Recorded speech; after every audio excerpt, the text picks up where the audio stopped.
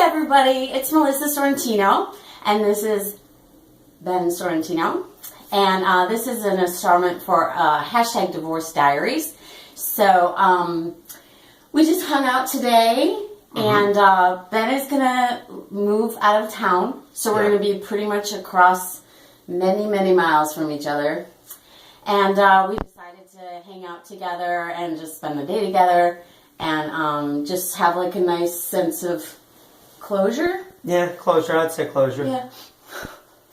It's okay. So, I'm not really sure what we want to talk about, except I just wanted to introduce you because I'm going to keep going with these videos. Okay. And, I don't know. I think it's interesting. I'm going to ask you a couple questions. Sure, go ahead. I hope you don't feel too awkward that I'm talking about, like, the divorce and different things. Well, I know you do the diary, so that's fine. Yeah, he's my first subscriber. I am. Yeah. Yeah, so I've been actually talking and cataloging what I've been going through personally, and I'm trying to keep anything like personal between us. Mm-hmm. I think that's important. Yeah, I think so too. I mean, you know, what happens between two people is what should happen between two people, but in general, conversation about it openly is camaraderie. Specifics are personal. Yeah, exactly. Yeah.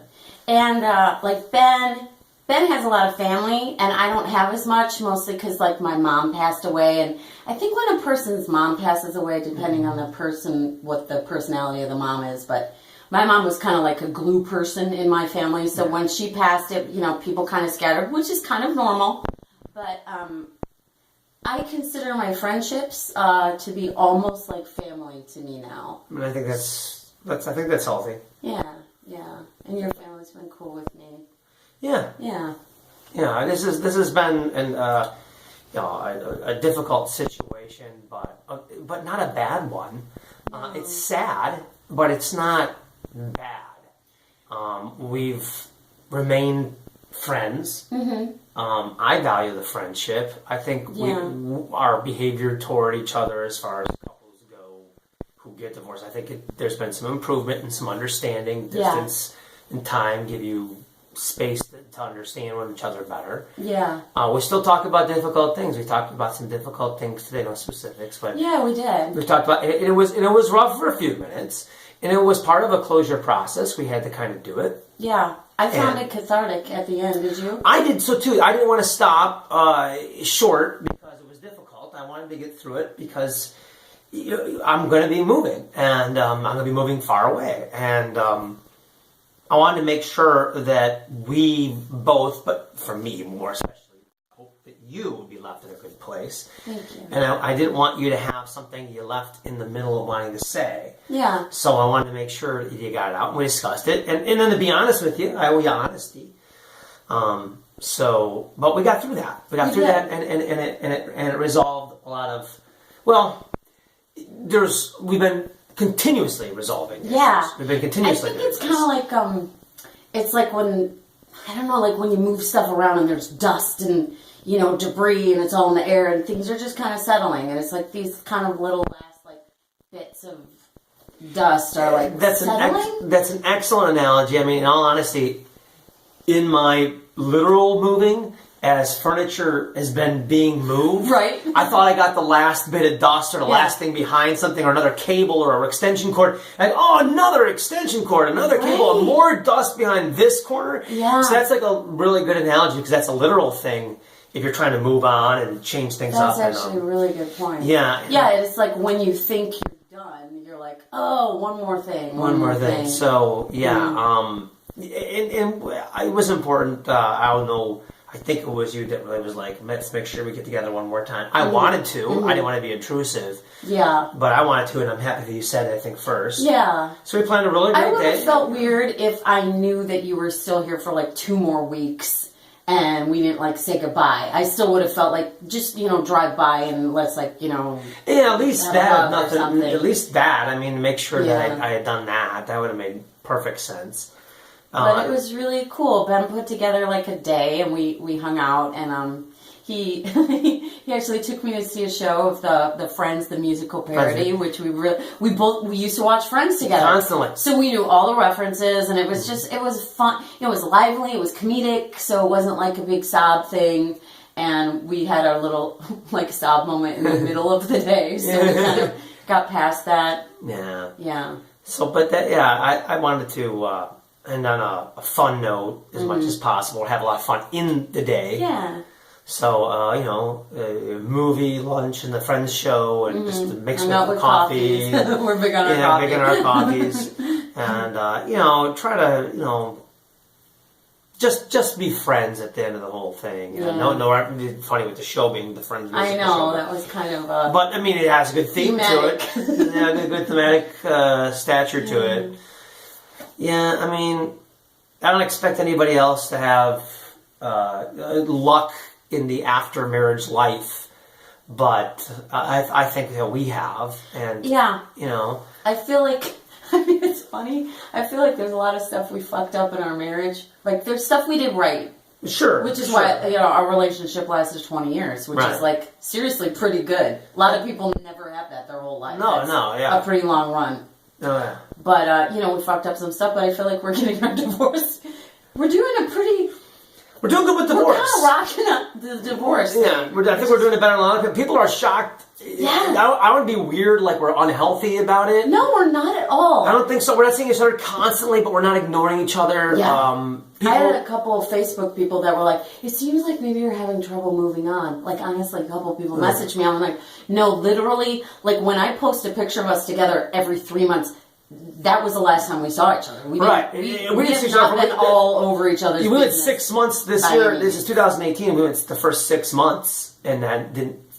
A few texts here or there from this and that, but we didn't see each other. We actually didn't visit each other at all absolute for space. 6 or 7 months even. Yeah, and I think originally didn't we go out like once a week, like for like a month or something? Like when we first got divorced, I think we were seeing each other about once a month. Once every 3-4 weeks, we saw each other, and then it got a little spaced out, and then we went for 7 entire months. 7 entire months, and then we were like, there was a reason why we got. There was like a functional reason why we decided to see each other again for the house, but we decided to make a coffee out of it or whatever.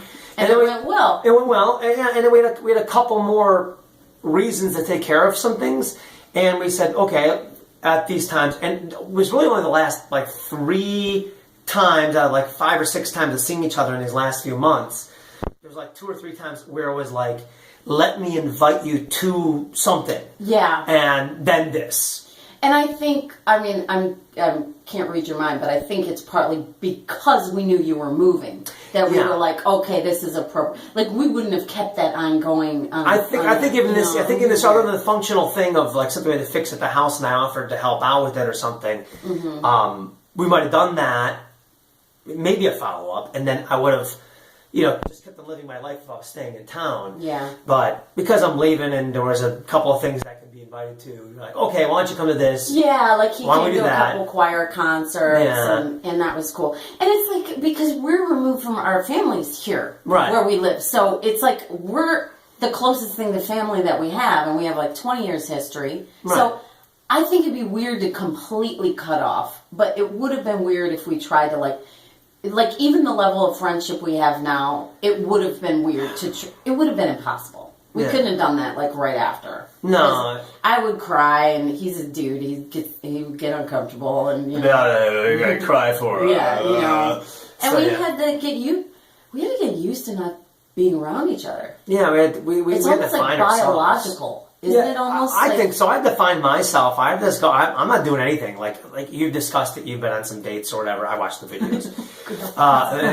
Don't be embarrassed. I mean, that's what people do when they get divorced. They go on. I mean, I could have decided to I haven't even attempted to. I'm just too sexy. Well, look. You can only beat them off so long, people. What are you doing? Not that I'm loving that she's talking about that stuff. But I just try to be all cool about it. He's being very cool. I'm being very cool about it. Don't get me wrong. There's the healthy amount of like uncomfortableness about it, but I try to keep cool about it. For her sake, we both need to be cool to each other about that stuff. It's not a normal it's not a normal thing, but you got to do what's functional, and I think anyway. But I've been just working completely on myself, and I think you do have to work on yourself. And you work on yourself for whatever long time you thought before someone asked you out and you said yes to it. And no one's asking, but I'm not putting it out there. I'm putting no vibe out there whatsoever.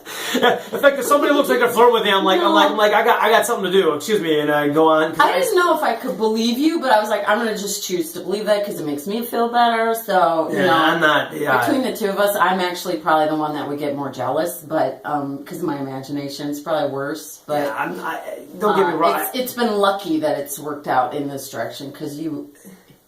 Yeah, to me, cool about it, everybody's got a different process. Everybody's got a different time of what they got to do for themselves or whatever. And I've been perfectly comfortable doing what I'm doing.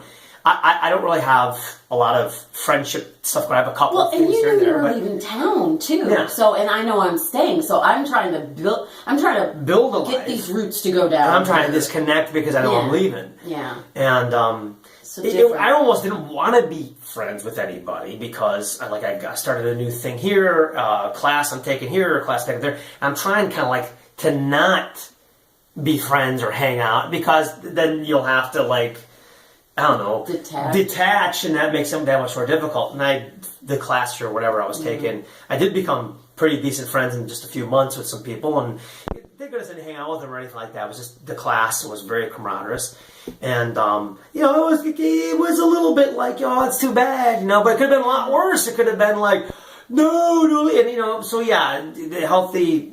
Keeping yourself some space, that's just something I guess that was my process about the whole thing, and your process, like you said, is building a life. Yeah. So I was really surprised that I was my prediction was that I would go for 2 years without dating at all. So I was very surprised, because I think my first date was, and I told him, because mostly I was like, it just felt weird for us to get together and have coffee, and I was like, eh. But I think my first date was I went to that divorce care group for 12 weeks, and there was a dude in there that was kind of interested. We're both in divorce care. But, it was a rule that you weren't supposed to date each other from that. But I had actually known that dude a little bit prior in a different circle. So when we saw each other, it was kind of like, oh, you're vaguely familiar. So it was right after that. But, it wasn't super romantic. But it was the first time. I mean, it was fucking awkward, man. Sitting across, at a restaurant with somebody that wasn't you. It was weird. You're more brave than I. I couldn't sit across from someone right now. Oh my gosh. We both sat there talking about how weird it was. Me and the guy. It was we just sort of went through that. But we went out, we went dancing, we did, I won't go into any details, but it was a... You're trying to go through the icebreaker thing of dates and stuff. Yeah. I wrote, let's just get, and he was doing the same thing on his end. We were clearly, but we sort of, We probably need to do that you're helping each other out, giving each other a stepping stool up, kind of thing. Yeah. If I talk to somebody else who's divorced or even just broken up from a very serious relationship, and I tell them about this, everybody's got different processes. Yeah. Everybody's like, well, I'll just move on, dude, or why are you talking to her anymore? Yeah. Or, didn't you say you used to get in arguments with her? I go, well, yeah, but that was when we were married. and now we got some space. Nothing to argue about now. Not a lot of problems. Mm-hmm. I'm getting along better with her. But I mean, everybody's got a different process of how quickly they would date, how fast they're waiting to date. If I got their eyes on somebody, not me, I'm kind of like you. I'll be like, if I'm sitting across somebody for some romantic situation, I thought these are the kind of things that are very funny. I think you need to say something. I hope anybody finds it. So I'm at a Starbucks, and this not young lady, she's grown up, but she's she turns to me, and she's decently attractive, and she starts talking to me about a book I'm reading, and I thought she was flirting with me. She was trying to sell me something, but it was so sad. And she was probably flirting.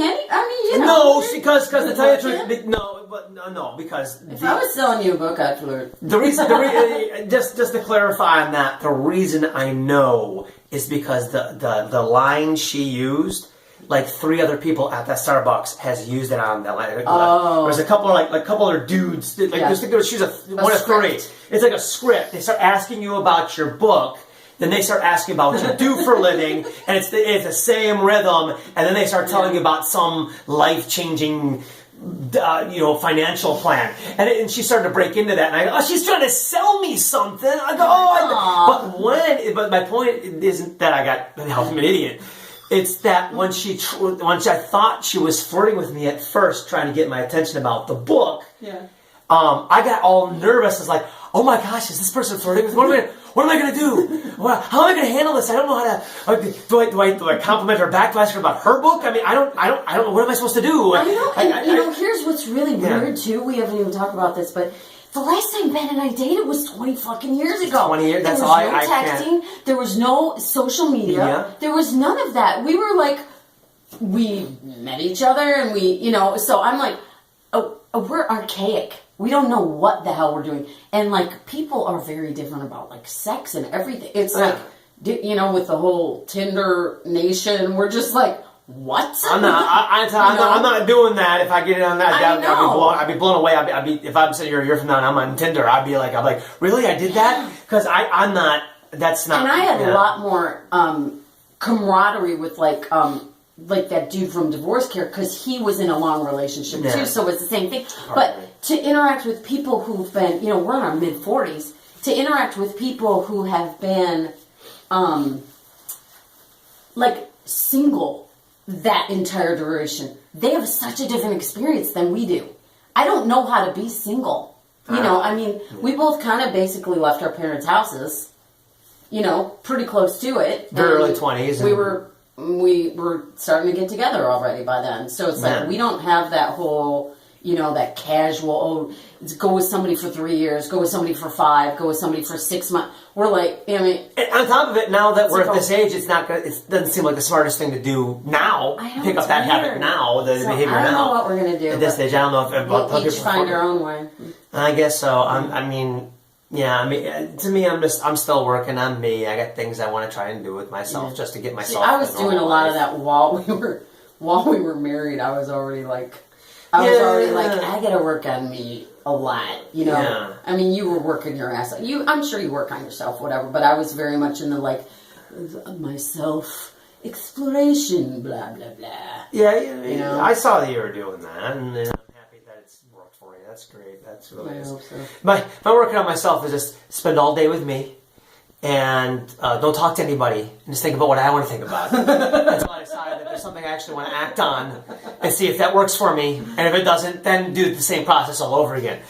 It's a method. It's a method, yeah. Oh, there's one thing I wanted to say before we finish, because this is getting kind of long. Yeah, sure.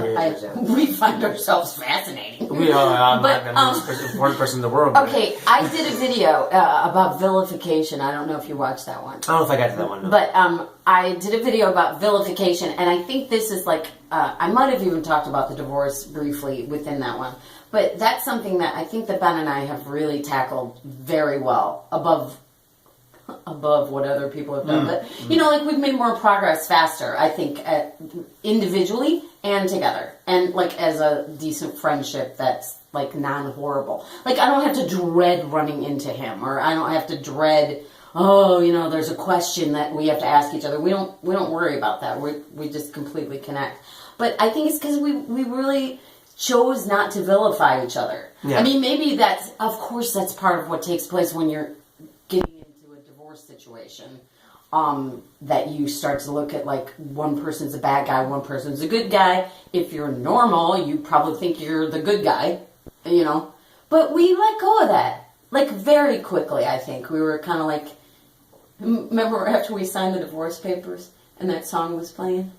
Which one was that? Do you remember? It was the Taylor Swift "Shake It Off" song. Shake It Off, was that one? That was the last one. Well, there were all. There was that. Was it playing in the lobby? The lobby was playing? Yeah.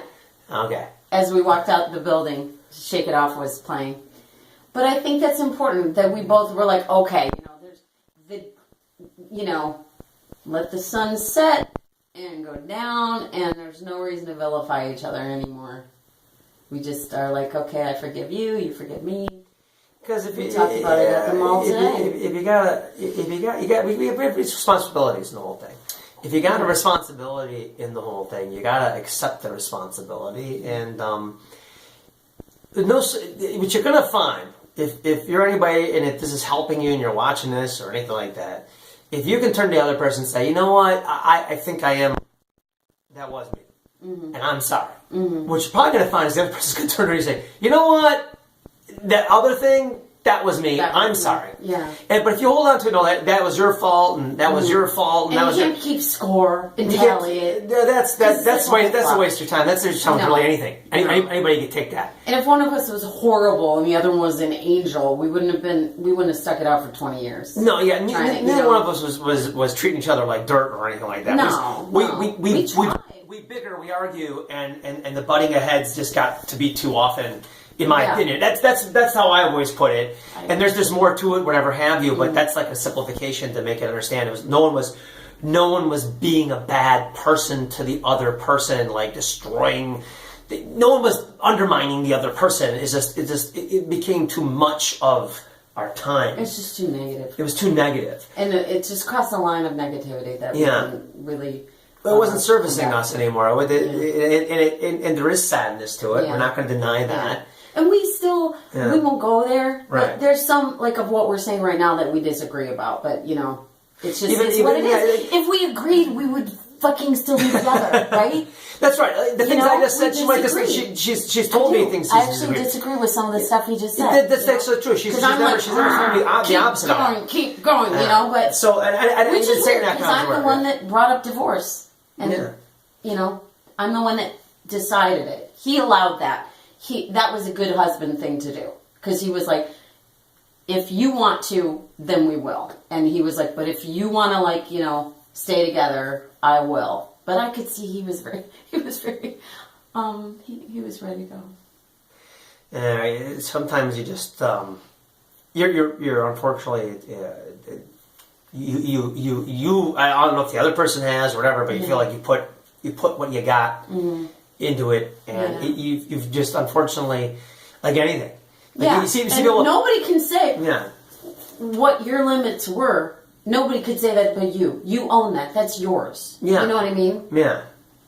Yeah, and you wish you were limitless, but then you find that you're not in some cases, and it's not anything you're happy admitting to. Yeah, but no. It's a truth that you're gonna have to accept at one point in order to I had to accept it. I had to accept it from I had to go like, really, do I want to live out the rest of my life with somebody that feels like they've like reached a limit with me? Like, that's not a happy thing to stay in for me. I'm like, no, I don't. I want to be with somebody that is excited about being with me, not somebody who's kind of like over it.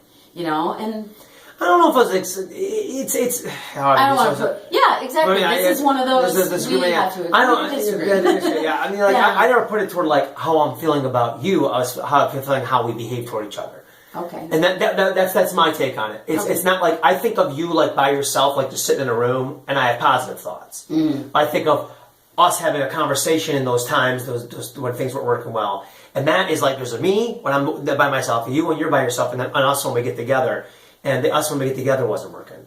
And right now, I feel like when we meet up for things like today, there's you and there's me. Yeah. There's not an us. And when we're together, also, it's brief.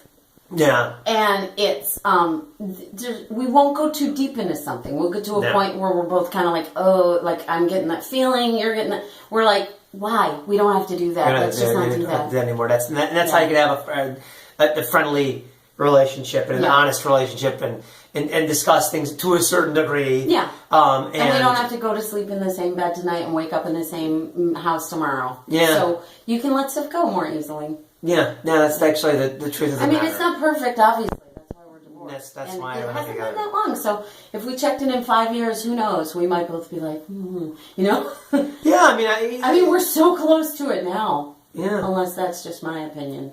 Well, we're a very, very, very good place, and are able to discuss things and talk about things. If there's anything we need to say to each other, we can bravely do it. Yeah. But who knows where we'll be even better in time to come. So anyway, and, we'll be on our own path, and we won't necessarily check in that much.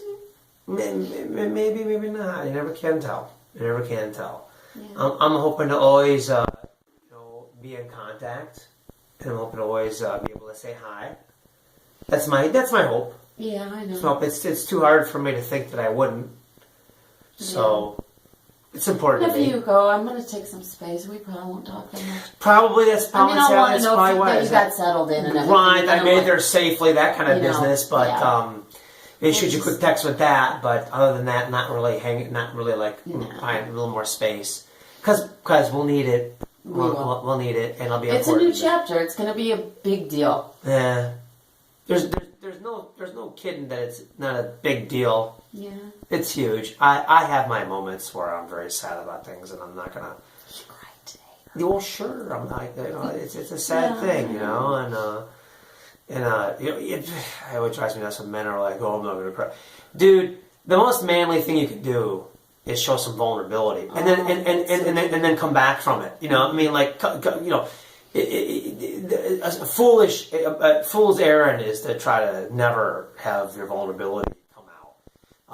You're beating yourself up on from the inside. You got that stuff needs to come out so you can get past it. It's gonna come out somehow. Oh yeah, you're gonna snap at somebody or something. It's gonna come out at a bad time. Yeah. So when you're in the middle of a moment where you're both feeling sad, just do it and get past it then, and then when you're like later on doing something with somebody else, you don't have that walk around with you. At least not in that way, So yeah, I'm not afraid to,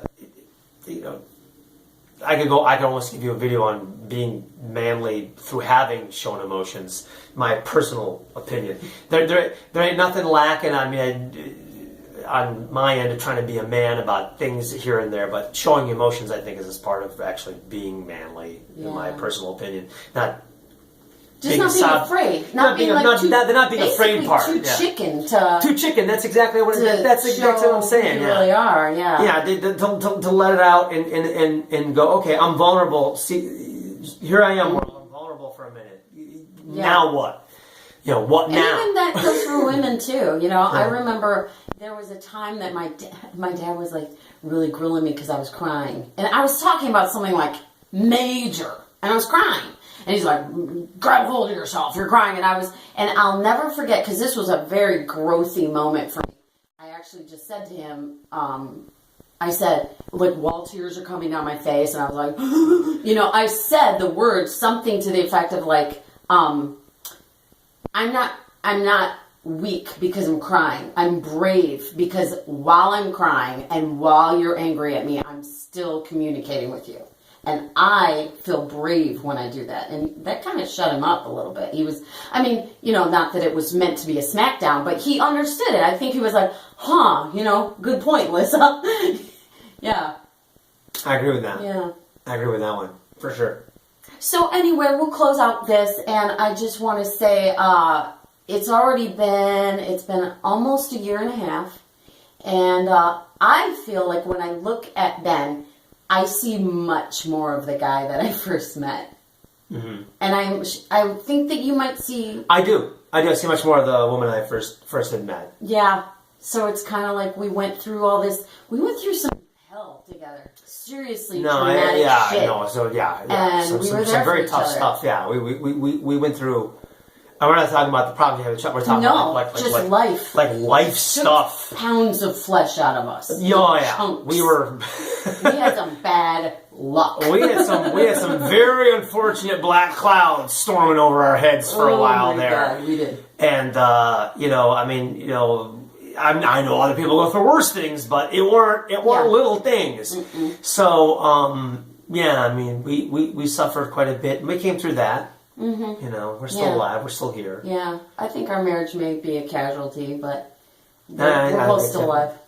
Yeah, we are, and I always will hope the best for you. I always hope the best for you, and I don't mean just in making sure the bills are paid or whatever. Right? I hope you find. Where is this for me? I hope you find somebody, or at least you go out on some dates that are really where people. Someone should always treat you with kindness and respect. I think that's always the smartest thing to do. To hope for somebody else, and I do, but I genuinely do. I want no one should ever treat you bad. You're a good person. Thank you. So So anyway. All right. I think we're done here. Thanks everybody. Just joining our journey, and We hope that your journeys are going well. Thank you for having me on the video. Thank you for being on the video. Okay, bye everybody. Bye-bye.